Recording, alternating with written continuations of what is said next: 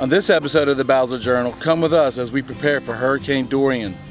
We have to do some extra steps because of Gennie and the girls and the goats.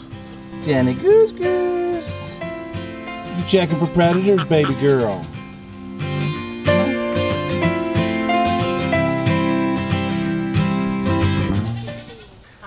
This is not our first time with a hurricane, and we know that the path may change 14 different times between now and when it actually hits. But we have to prepare for the worst. We don't want to wait to the last minute. When a hurricane's coming and you have two A-type personalities, you know there's going to be a list.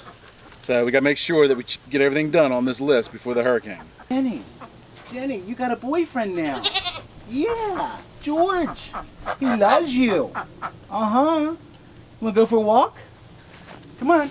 Tell George you'll be okay because of the hurricane. Tell him. Okay. There you go. Good girl. For those of you who might be concerned about Gennie and the girls, this is where they normally live, but it's a little too open for us to feel comfortable with her being here for the storm.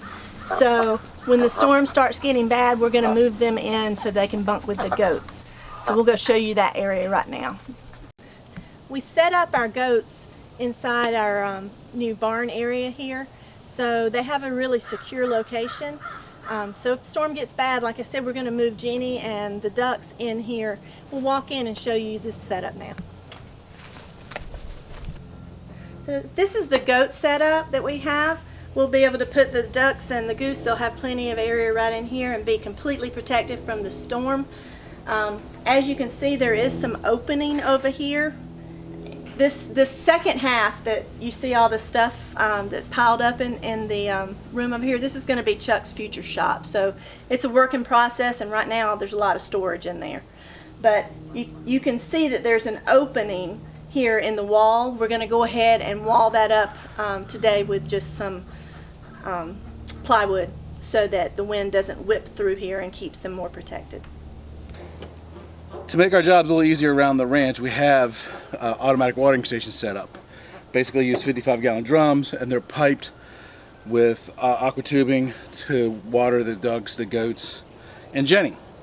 Just makes our job a little easier. So one of the things we're going to do before and these things will typically last about a month, maybe 6 weeks. What we're going to do is, right before the hurricane hits, we're going to top these off.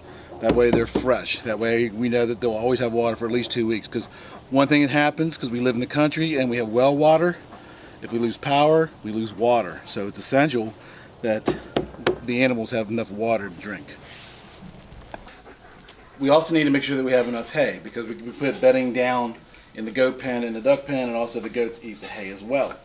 We have about 5.5 or 5 bales of hay. That would easily last us 2 months. So we're good to go with hay, but we got to check to make sure that we have enough, and then also make sure it's secured so it doesn't get wet, because if it gets wet then it gets mold, then you basically wasted it.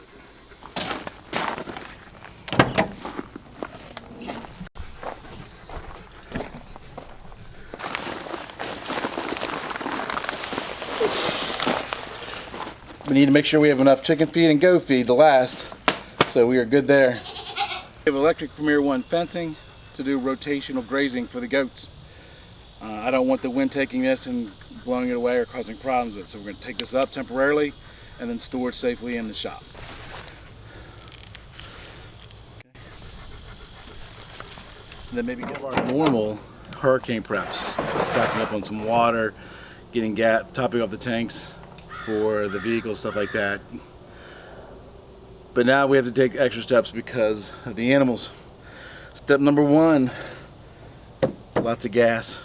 Now I have a gas rotation system, but Chuck has been a little lazy and kind of let it go back a little bit. So I have 12 5-gallon containers, and each month I'll fill one up, and then the end of the month I got 12 of these filled. Then the beginning of the 13th month I take the first one and put it in one of the vehicles, and then I refill it, so it's got a rotating system.